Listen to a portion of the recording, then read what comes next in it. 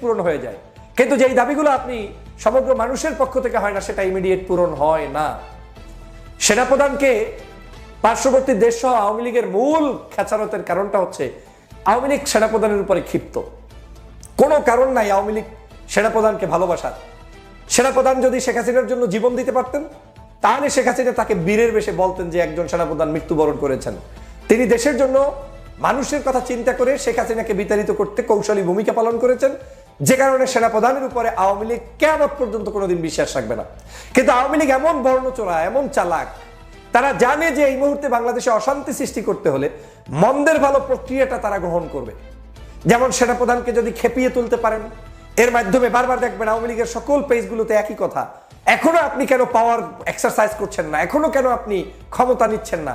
তার মানে হচ্ছে সেনাপ্রধানের আপন সাহায্যে তারাই, যারা মূলত সেনাপ্রধানের উপরে সবচেয়ে বেশি ক্ষিপ্ত, সেই মানুষগুলো এখন আপন সেজে তার বিরুদ্ধে, মানে তার পক্ষে কিছুটা সিম্পিতি দেখিয়ে তাকে ক্ষমতা দখল করতে উৎসাহ যোগাচ্ছে। এট দ্য সেম টাইম সেনাপ্রধানকে যারা আপনারা বাংলাদেশের মানুষ মনে করেন যে জুলাই বিপ্লবের সহযোগী ছিল, সেই ইউটিউবে বক্তব্য দিয়ে হতে পারে, জাতির ক্লান্তি লগ্নে রাজনৈতিক বক্তব্য দিয়ে হতে পারে, টকশো দিয়ে হতে পারে, এ ধরনের অনেক বিশ্বস্ত মানুষদেরকে আপনারা যারা, আমরা যারা দৈনিক বিশ্বাস করি কিংবা ধোকায়ও পড়ি, সেই মানুষগুলোর বক্তব্যেও যখন আসে সেনাপ্রধানের বিরুদ্ধে বিভিন্ন ধরনের মন্তব্য, আপনার কাছে তখন মনে হয় যে ঘটনা কি তাহলে একই তো। তা আওয়ামী লীগের পরিকল্পনা হলো সেনাবাহিনী যা করবে সেটাই তার লাভ, আর ওনাদের পরিকল্পনা হচ্ছে সেনাপ্রধানকে ব্যক্তিগতভাবে খেপিয়ে তোলো। খেপিয়ে তুলতে গিয়ে আপনি মনে করছেন আপনার রাষ্ট্রের কল্যাণে এই কাজটি হচ্ছে, কিন্তু এর ভিতরে যে অন্তর্নিহিত মহা সমস্যা রয়েছে সেটা আপনার কাছে ক্লিয়ার নয়, যে কারণে আমি সহজেই নেমে পড়ছি তার বিরুদ্ধে কুৎসারটাতে। আমি সেনাপ্রধানকে বলছি না যে তিনি আমার দুলাভাই কিংবা আপন ভাই, আমি সেনাপ্রধানকে বলছি না তিনি খালেদা জিয়ার আত্মীয় কিংবা জামাত আমিরের আত্মীয়। আমরা ভালো করেই জানি তিনি আমাদের এই রক্তে মাংসে করা একজন মানুষ, তিনি আমাদের কেউ আত্মীয় না। আমার আত্মীয় আওয়ামী লীগ বিএনপি জামাত সব আছে, আপনার আত্মীয় আওয়ামী লীগ বিএনপি জামাত সব আছে। আপনি কি প্র্যাকটিসটা আপনার লাইফে করেন সেটাকে নিজে একটু ভাবার চেষ্টা করেন। উনি বাংলাদেশ থেকে শেখ হাসিনাকে বিতাড়িত করতে যে ভূমিকা পালন করছে সেজন্য উনি স্যালুট পাবে, কিয়ামত পর্যন্ত পাবে। উনি যদি না পায় সেটা জাতি হিসাবে মুনাফিকি চরিত্রে আপনি নেমে পড়বেন, কোনো সন্দেহ নাই। ওনার অবস্থানটা শেখ পরিবারের আত্মীয় হওয়ার কারণে বিপদে পড়ে গিয়েছেন, এটা এক ধরনের আমাদের রাজনৈতিক দৈন্যতা ছাড়া আর কিছুই নয়। তিনি সেদিন আমাদের পক্ষে দাঁড়িয়েছেন। এই সেনাপ্রধানকে এখন টার্গেট করা হয়েছে আওয়ামী লীগের পক্ষ থেকে, তাকে উস্কে দিয়ে যে কোনো মূল্যে তাকে দিয়ে সেনাবাহিনীর শাসন আনা যায় কিনা। এক, দুই, যদি সেনাবাহিনীর প্রধানও রাগ করে পদত্যাগ করে তাতেও তারা লাভ দেখাতে পারবে যে বিশৃঙ্খল বাংলাদেশ। তিন, সেনাবাহিনীর প্রধান যদি ক্ষিপ্ত হয়ে সাধারণ শিক্ষার্থীদের মতের বিরুদ্ধেও এমন কিছু করে বসেন, সেটাকে দিয়েও তারা লাভ কামাই করতে পারবে, সেটাই তারা করছে, চেষ্টা করছে। চার, বাংলাদেশের রাজনৈতিক অস্থিরতা, এই অস্থিরতাগুলোকে নতুন নতুন করে নতুন ডাইমেনশনে নিয়ে আসার জন্য তারা প্রচেষ্টা অব্যাহত রাখছে। শেখ হাসিনা সেই 0 পয়েন্ট থেকে শুরু করে আজ পর্যন্ত প্রত্যেকটা স্টেপেই এই জাতির বিরুদ্ধে সিদ্ধান্ত নিচ্ছে। এই সেনাবাহিনীর বিরুদ্ধে কত কুৎসা রটানো হয়েছে। 8 মাসে তো এখন পর্যন্ত সেনাবাহিনী আপনার আমার বাংলাদেশের ক্ষমতা নেয় নাই। আমি আজও চ্যালেঞ্জ করে রমজানের মধ্যে বললাম, আপনি যদি তাকে অতিরিক্ত উত্তক্ত না করেন, অতিরঞ্জিত কিছু না করেন এবং অতিরঞ্জিত বিশৃঙ্খলা না করেন, যেমন একেবারে বাংলাদেশটা শেষ হয়ে যাবে, ধ্বংস হয়ে যাচ্ছে, সেই পর্যায়ে যাচ্ছে ভেবে হয়তো সেনাবাহিনীর ভিন্ন কোনো চরিত্র দেখতে হতে পারে, কিন্তু তাছাড়া সাধারণ নিয়মে তারা বাংলাদেশের জনগণের বিরুদ্ধে গিয়ে ক্ষমতা নিবে না, নিবে না, নিবে না। এটা আগেও বলেছি, এখনো বলছি। 5 মাস পরেও আমার এই ভিডিও আবার দেখবেন, তখন বলবেন আমার এই বক্তব্য সঠিক কিনা। 5 তারিখে যদি পারতো নিত, তাহলে 5 তারিখে নিত, কারণ 5 তারিখে জনসমর্থন ছিল সেনাবাহিনীর চূড়ান্ত পক্ষে, যে কোনো মূল্যে হাসিনাকে বিতাড়িত করে তিনি যাতে ক্ষমতা নেয়। তিনি তো সেদিনও নেননি। তাহলে তাকে নিয়ে আমাদের এই বিতর্কগুলোর মধ্যেই হচ্ছে বাংলাদেশের জাতিকে বিভ্রান্ত করার একটি নতুন কৌশল, এবং সেই কৌশলে অনেকেই সফলতা লাভ করছে বলে মনে হচ্ছে। এই যে হাসনাত সাহেবরা বৈঠক করলেন, শারজির সাহেবরা বৈঠক করলেন, যেমন আমি চরমনার ইফতারিতে যাই, আমার পাশে বসে চরমনার পীর অনেক কথা বলতে পারে।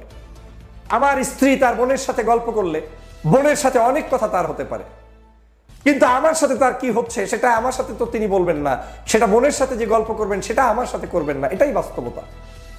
আপনার আমি জামাতের আমিরের সাথে বৈঠক করলে তিনি আমার সাথে 10টা কথা বলতে পারেন, বিএনপির তারেক রহমানের সাথে ফোনে কথা বললে তিনি 5টা কথা বলতে পারেন। এইগুলো দিয়ে আপনি সমগ্র বাংলাদেশের বাস্তব চিত্র বানাতে পারবেন না। ভিডিওতে কপি পেস্ট করে করে সুন্দর একটি নাটক সাজানো যায়, একটি সুন্দর বক্তব্য শোনানো যায়, কিন্তু এই সুন্দর ঘটনাগুলো প্রতিদিন, প্রতি ঘন্টা, প্রতি মুহূর্ত এই দেশের রাজনীতিবিদদের সাথে, বিভিন্ন সংস্থা, বিভিন্ন ব্যক্তির সাথে চলছে, হচ্ছে, ঘটে চলছে। এটাকে আমাদের রাজনৈতিক জায়গায় বিতর্কিত করার অর্থই হচ্ছে কয়েকটা জায়গায় পার্শ্ববর্তী দেশ লাভবান হচ্ছে। যেমন হাসনাত আব্দুল্লাহর একটা বড় ক্যারিয়ার ছিল, এই ক্যারিয়ারটাকে আমার যেটা সন্দেহ হচ্ছে, কোনো না কোনো বিদেশি কোনো ইউটিউবার, কোনো না কোনো ব্যক্তি কোনো না কোনো ভাবে ইনফ্লুয়েন্স জুগিয়ে বলেছে এখনো কেন বলছো না, এখনো কেন করছো না। এর মধ্য দিয়ে যে কাহিনীটা রটানোর চেষ্টা করেছে, হাসনাত আব্দুল্লাহর রাজনৈতিক ক্যারিয়ারটাকে ধ্বংস করার চেষ্টা করছে। পাশাপাশি দুদিন পরেই সার্জিসের স্ট্যাটাস আসছে। সার্জিস বলছে সেনাবাহিনীর বৈঠক একরকম, হাসনাত বলছে আর এক রকম, তার দলের আরেক নেতা বলছে আর এক রকম। মাঝখানে তাদের যে নতুন রাজনৈতিক উদ্দীপনা নিয়ে এগিয়ে চলেছিল, এই রাজনৈতিক ভরসাটা ধ্বংস হয়ে গিয়ে যাচ্ছে। বাংলাদেশে আপনি যে একটা সেকেন্ড রিপাবলিক নিয়ে, একটা ভাব নিয়ে নতুন যে একটা সংগঠনের উত্থান, এই উত্থানটাকে আপনার বাংলাদেশের একেবারে চূড়ান্ত পর্যায়ে ধ্বংসের দ্বার প্রান্তে নিয়ে আসতে একটি বিশেষ গ্রুপ কাজ করছে, এবং সেই কার্যক্রম হিসাবেই আজকের এই ধরনের ফাঁদে পাড়া দিয়েছেন। আমার বিশ্বাস, রাজনীতিবিদদের কথাবার্তা বলতে গেলে অনেক সময় অনেক কিছু সংযত, অনেক কিছু ধৈর্য ধরে, অনেক কিছু শুনে, বিশেষ করে মিনিমাম 24 ঘন্টা না যাওয়া পর্যন্ত যে কোনো কিছুর উপরে মন্তব্য করতে নেই।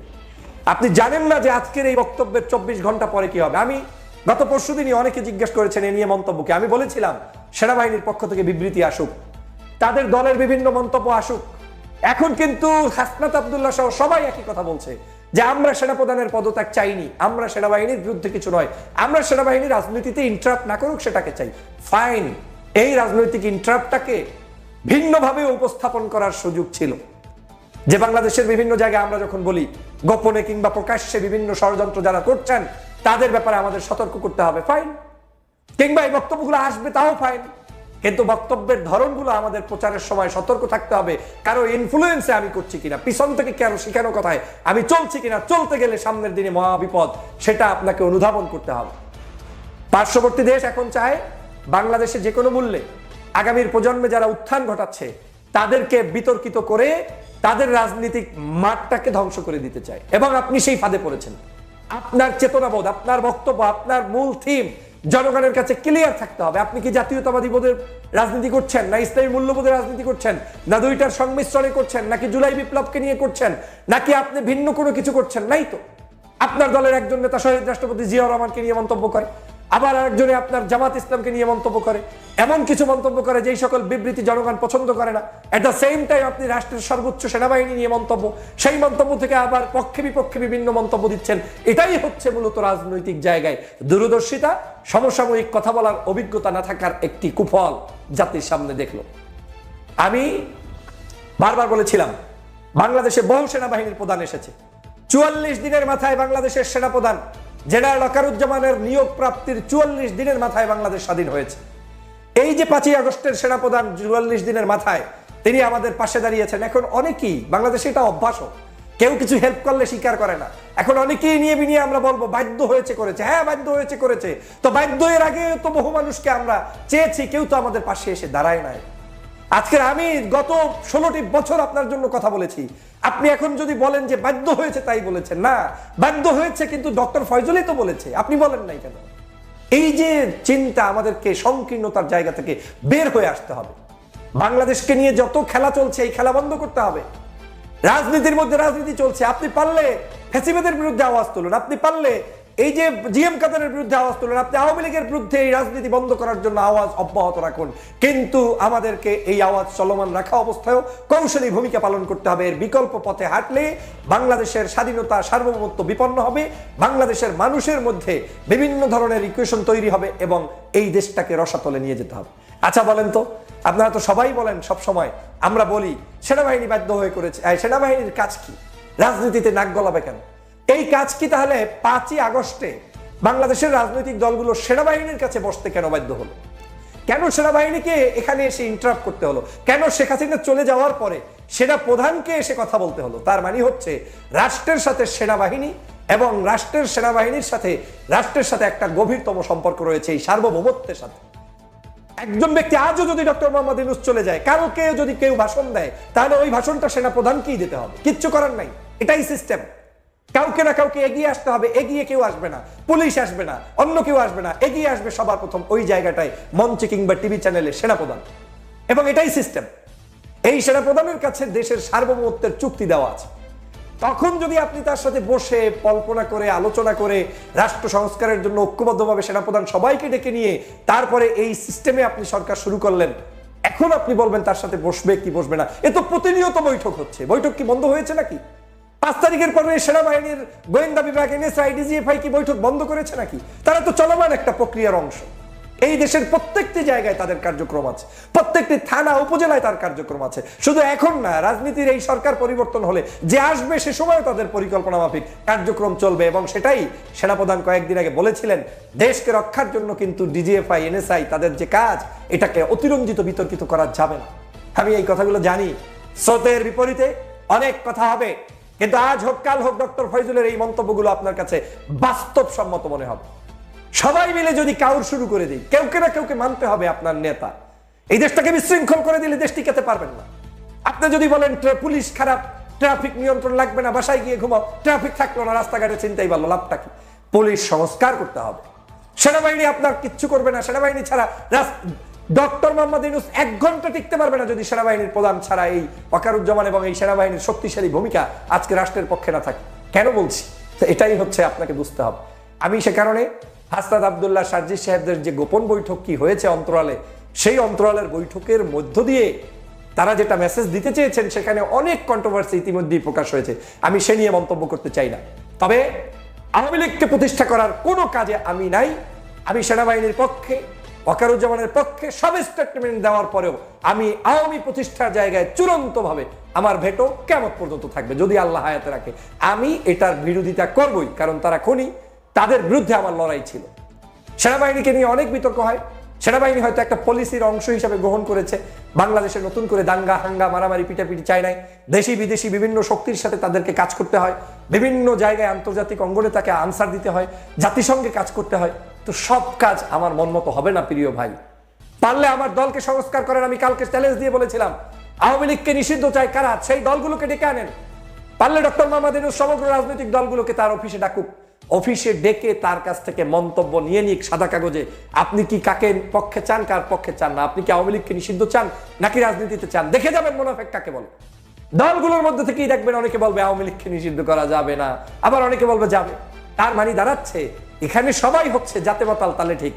যে যার জায়গা থেকে অবস্থানকে গ্রহণ করতে চায়, স্বার্থবাদী চিন্তা, এই স্বার্থবাদী চিন্তা পরিহার করতে হবে। দেশপ্রেমিকের চরিত্র হবে। আমার শত্রুও যদি ন্যায়সঙ্গত ভালো কাজ করে, তাকে আপনি সমর্থন যোগাবেন। অনেকেই অনেক কথা বলবে, অনেক কথা তো এই দেশে বহু মানুষ বলেছে। এই দেশের বহু ইউটিউবাররা কথা বলেছে এক সময়।